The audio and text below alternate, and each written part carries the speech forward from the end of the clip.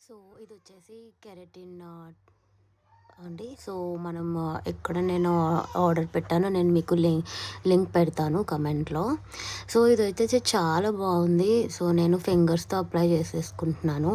So ఫింగర్స్‌తోనే ఎందుకు apply చేయాలంటే అట్లా ఈజీగా ఉంటుందని. బ్రష్‌తో అప్లై చేస్తే అది అప్లై అవ్వదు. సో ఫింగర్‌తో అప్లై చేసేసుకొని వెట్ ఎయిర్‌తో చేయాలి.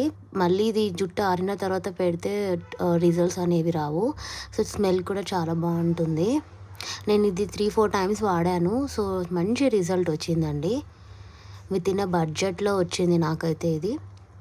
కానీ చాలా బాగుండింది. సో చాలామందికి హెయిర్ ఫ్రీజీగా ఉంటది. అది స్ట్రెయిటనింగ్ చేసుకోవాలా అని చాలామంది రీసెర్చ్ చేస్తూ ఉంటారు. సో నేనైతే ఇది చూసి గూగుల్‌లో చూసుకొని తీసుకున్నాను. బట్ చాలా బాగుండింది. తొందరగా ఇమ్మీడియేట్ రిజల్ట్స్ వచ్చేస్తాయి మనకి. సో ఇది అప్లై చేసేసుకొని కొంచెం కోంబ్ చేసుకోవాలి మనం.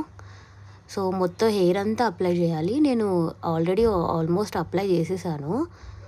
అప్లై చేసిన తర్వాత కొంచెం కోమ్‌తో దువ్వుకోవడమే. ఒక 5, 10 మినిట్స్ ఎండినాక రిజల్ట్ అనేది మీకు తెలుస్తది.